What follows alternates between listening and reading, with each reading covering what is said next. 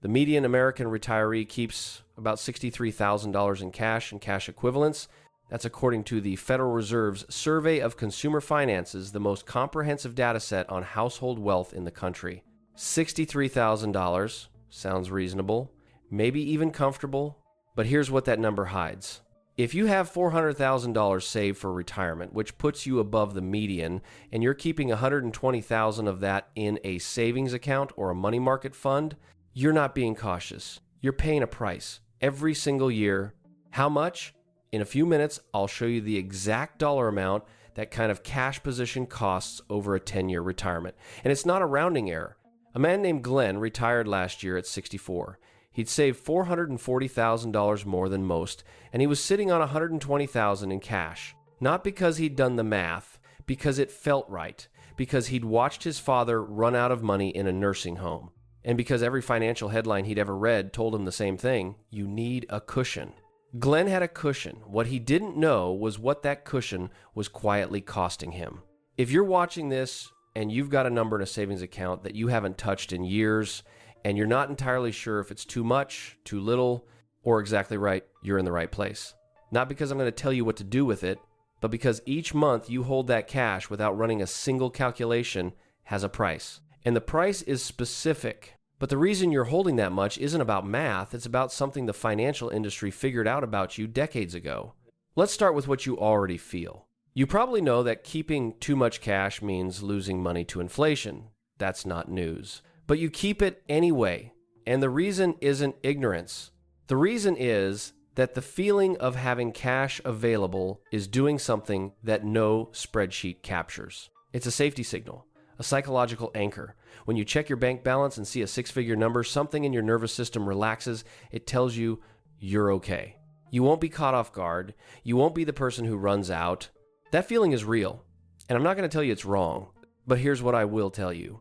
The financial industry, the one that sells you retirement plans, advisory fees, annuity contracts, and target date funds, they figured out decades ago that this feeling is the most powerful lever they have.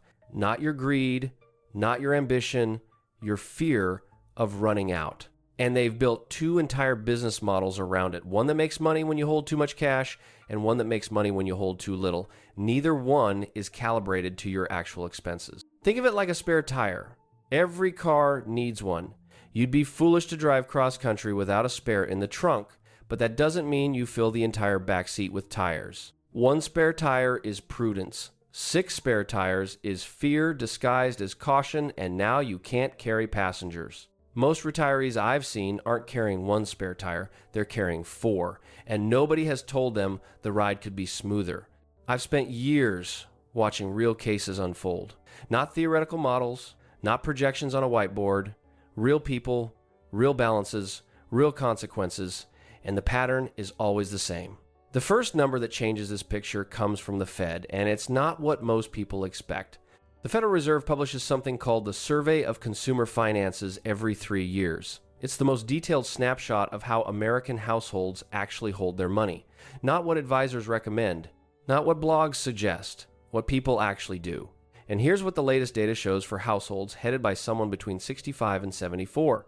The median balance in transaction accounts, that's checking, savings, money market funds, call accounts, and prepaid cards combined, is around $63,000. $63,000 for the typical retired household. But here's where it gets deceptive. The average for the same age group is over $260,000. Why the gap?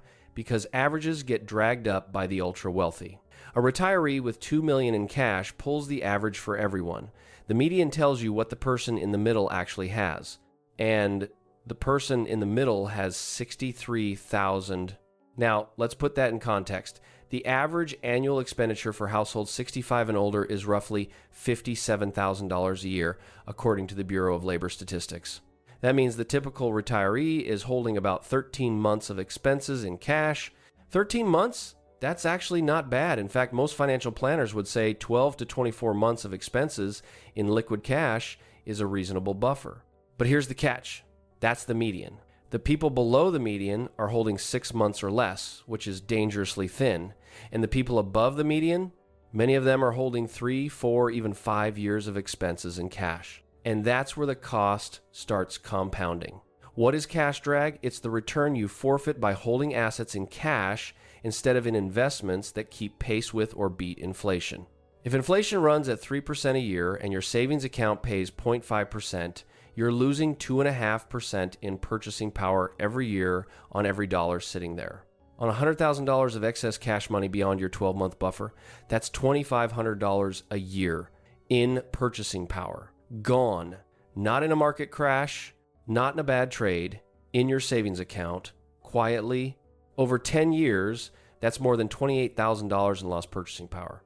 On cash you kept specifically because it felt safe. So here's the question. Is it still safe? But there's a second layer most people miss. The cost of holding too much cash isn't only what you lose in returns, it's what happens inside your tax picture, and that's where Glenn's story gets complicated. Glenn retired at 64 from a logistics company in Ohio. 31 years. No pension, just a 401k. He'd been feeding since 1993. By the time he walked out, he had $440,000. Not wealthy, but more than most. The median retirement account balance for Americans 60 to 64 is about $135,000 according to the Federal Reserve. Glenn had more than triple that, but Glenn had a memory that shaped everything. His father, a machinist, retired in 1997 with about $90,000 in savings. By 2005, it was gone. Not because of bad investments, because of a 4-year nursing home stay that Medicaid didn't fully cover until the money ran out. Glenn watched his father count dollars on a hospital bed, and he made himself a promise that would never be him. So when Glenn retired, the first thing he did was move $120,000 into a high-yield savings account, 27% of his total portfolio in cash, earning about 4.5% at the time, which felt good, which felt responsible. What Glenn didn't calculate was what that decision would look like 3 years later when rates dropped, or 5 years later when inflation had eaten 11% of that cash's purchasing power, or what that $120,000 could have generated if even half of it had been in a short-term treasury ladder or a conservative balanced fund. Glenn made the decision every careful retiree makes, and it cost him more than he realized. Keep Glenn in the back of your mind. We're coming back to him. If you're finding this useful, subscribe. The YouTube algorithm won't keep showing you these videos unless you do. I don't sell courses. I don't have affiliate links. The deal is simple. You watch, I make more of these. Now, the next section is the densest part of this video. It's also the part that most retirement content won't tell you, because the math here doesn't challenge your assumptions. It reverses them. Most people think the risk of holding too much cash is that you miss out on investment returns. That's true, but it's the obvious part. The real cost of excess cash is structural. It sits inside 3 mechanisms that work against you simultaneously, and almost nobody calculates all 3 together. Let's break them down. Mechanism 1, inflation erosion. This is the one you already know. If your cash earns 2% and inflation runs at 3.5%, you're losing 1.5% a year in real value. On $100,000, that's $1,500 per year in purchasing power, gone, quietly, with no line item on any statement. But that's the mild version. Between 2021 and 2024, cumulative inflation exceeded 20%. If you held $100,000 in a savings account through that period, your purchasing power dropped to roughly $82,000 in real dollars. You still saw $100,000 on your screen, but the groceries, the insurance premiums, the property taxes, they all got more expensive. Your cash didn't keep up. Mechanism 2, opportunity cost. This is the return you would have earned if that excess cash had been in a conservative investment, not the S&P 500, not crypto, a simple ladder of short-term treasuries, or a 60-40 balanced fund. Let's run the comparison. Take $100,000 over 10 years. Path A, high-yield savings account averaging 2.5% after the initial promotional rate fades. After 10 years, you have roughly $128,000 in nominal dollars. Adjusted for 3% inflation, that's about $95,000 in real purchasing power. You lost $5,000 in real terms while feeling safe. Path B, a conservative balanced portfolio, 60% bonds, 40% equities, averaging 5.5% over the same period. After 10 years, nominal value, roughly $171,000. Adjusted for inflation, about $127,000 in real purchasing power, a difference of $32,000 on the same 100,000 over the same decade, $32,000. That's not a projection from a bull market fantasy. That's a conservative estimate using historical averages for a balanced portfolio, and it's money Glenn will never see. You probably thought the problem was market risk. It's not. The problem is purchasing power risk, the slow, invisible erosion that doesn't trigger any alarm, doesn't generate any headline, and doesn't show up until you realize your cash buys less every single year. Remember the spare tire? One in the trunk is prudent. But if you fill the entire trunk and the back seat with spare tires, you've got no room for the things you actually need for the trip. That's what excess cash does to a retirement portfolio. It crowds out the assets that keep your purchasing power alive. Mechanism 3, and this is the one almost nobody talks about, tax drag on cash interest. Interest from savings accounts and money market funds is taxed as ordinary income. Every dollar of interest you earn gets added to your adjusted gross income. And for retirees on Social Security, that matters enormously.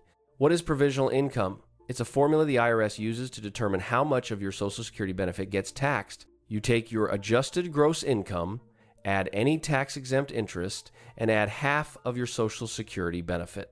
If that number lands between $25,000 and $34,000 for a single filer, or between $32,000 and $44,000 for a couple, up to 50% of your Social Security becomes taxable above those thresholds up to 85%. And here's the trap. The interest from that safe cash sitting in your savings account pushes your provisional income higher, which means more of your Social Security gets taxed, which means your effective cost of holding that cash is even higher than the inflation drag alone. For a retiree couple earning $4,000 a month in Social Security and generating $3,000 a year in savings interest, that extra interest can push an additional $4,200 of Social Security into the taxable zone. At a 22% bracket, that's over $900 a year in additional taxes caused entirely by the interest on the cash they're holding for safety. And this is where the financial industry's incentive gets twisted. There are two sides of the financial industry that profit from your cash position, and they're pulling in opposite directions. Side one, the insurance and annuity industry. Their pitch depends on fear. The more terrified you are of running out of money, the more attractive a guaranteed income product looks. They don't want you to feel comfortable with your cash level. They want you to feel like it's never enough, so you buy a product with surrender charges and fees that can run 2 to 3% a year. Side 2, the asset management industry. Their pitch depends on investment. The more money you move out of cash and into managed portfolios, the more they earn in AUM fees, assets under management. A 1% annual fee on $100,000 is $1,000 a year. If you hold that in cash, they earn nothing. So their incentive is to tell you that you're holding too much cash. Invest it, let it grow. Both sides are right about half the problem and wrong about the other half, and neither side is calibrated to the thing that actually matters. Your real monthly expenses, not your portfolio size, not your net worth, your expenses. Do you know what most retirees actually spend per month? The Bureau of Labor Statistics says the average household headed by someone 65 to 74 spends about $4,700 a month. But that average includes housing costs that vary wildly by region.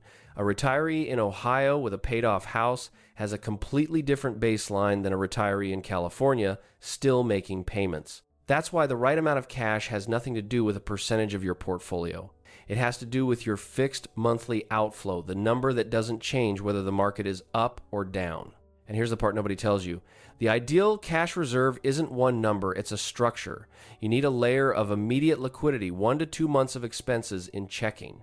A second layer of near liquid reserves, 6 to 12 months in a high yield savings or money market.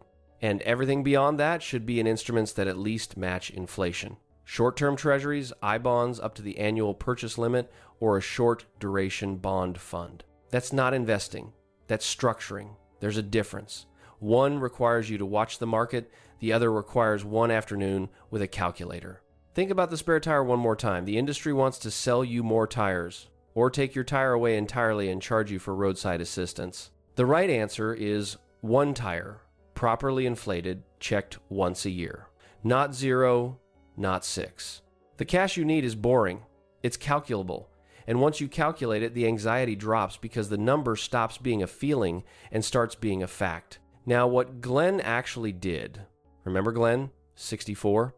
$440,000, $120,000 of it in cash. After Glenn ran the numbers, not the feelings, the numbers, he realized his actual fixed monthly expenses were $3,800. Housing was paid off, no car payment. Medicare plus a supplement covered most health costs. $3,800 a month. That's $45,600 a year. So Glenn restructured. He kept $45,000 in a high-yield savings account, roughly 12 months of expenses. He moved $20,000 into a 6-month treasury bill ladder. And the remaining $55,000 cash he'd been keeping in savings, earning less than inflation, went into a conservative balanced fund. 60% bonds, 40% equities. After 5 years, here's what happened. The $45,000 in savings had lost about $6,000 in purchasing power to inflation. That was expected. That was the cost of liquidity, and Glenn accepted it because that money had a job, being there when he needed it. But the $55,000 he moved, it grew to roughly $71,000. Adjusted for inflation, that's about $62,000 in real dollars. A gain of $7,000 in purchasing power compared to a loss of $8,000 if he kept it in savings. The total difference? $15,000 in 5 years on $55,000. Glenn didn't beat the market. He didn't pick stocks. He didn't do anything clever. He replaced a feeling with a calculation, and the calculation paid him $15,000 for his trouble. What Glenn did next fits in 3 steps. Step 1, calculate your real cash number using expenses, not portfolio percentage. Add up every fixed monthly cost, housing, insurance, Medicare, utilities, food, prescriptions, multiply by 12. That's your baseline cash reserve. If you want a wider margin, multiply by 18. Do not use any percentage of your total savings as the benchmark. That formula was designed by people who earn fees on the non-cash portion of your portfolio, not by people who pay your electric bill. Step 2, structure the excess. Everything above your 12 to 18 month buffer should be in instruments that at least pace inflation. The simplest option is a short-term Treasury ladder 3-month, 6-month, and 12-month T-bills purchased directly through Treasury Direct. No fees, no advisor needed. You're lending money to the U.S. government and getting it back with interest on a rolling schedule. Think of it like your spare tire, but properly inflated to the pressure your car actually needs. Not flat, not overinflated, calibrated. Step 3, recalculate once a year, and only once a year using a single trigger. Every January, compare your actual spending from the prior year to your cash reserve. If your spending went up, adjust the reserve upward. If it stayed flat, leave it. If it went down, move the surplus into your treasury ladder or balance fund. Do not recalculate when the market drops. Do not recalculate when a headline scares you. The only input that matters is your real spending, and that number moves slowly. There's a reason I'm giving you 3 steps and not 7. Because 7 steps means you won't do any of them. 3 steps, each with a specific number attached, means you can do the first one this weekend. And the first one, calculating your real monthly expenses, takes about 40 minutes and changes everything that comes after. Glenn checks his savings account once a month now. Not to feel safe, to confirm a number. He doesn't watch the market. He doesn't read the panic headlines about bonds or inflation or the next crisis. He did one thing. He separated the cash that has a job from the cash that was sitting there because his father once ran out of money in a hospital bed. The fear didn't go away. Glenn still carries it, but it lives in a different place now. It lives in $45,000 of liquidity that he chose on purpose, not in $120,000 of paralysis that chose him. 1 spare tire, properly inflated, checked once a year. The safest retirements I've ever seen weren't built by people who had the most cash. They were built by people who knew exactly how much cash they needed and refused to let fear round the number up. It's going to be boring. It's going to work.